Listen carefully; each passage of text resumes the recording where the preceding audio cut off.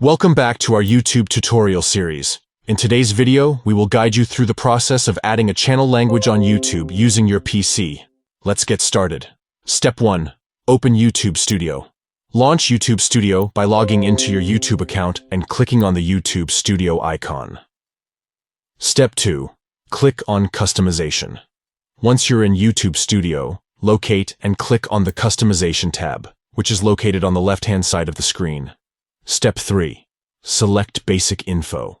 Within the Customization tab, you'll find various options. Click on Basic Info to access the settings related to your channel's information. Step 4. Click on Add Language.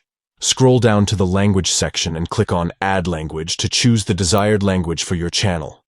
By following these simple steps, you can easily add a channel language on YouTube using your PC. This will help you reach a wider audience and make your content more accessible. Thank you for watching this tutorial. If you found it helpful, don't forget to give this video a thumbs up and subscribe to our channel for more useful YouTube tips and tricks.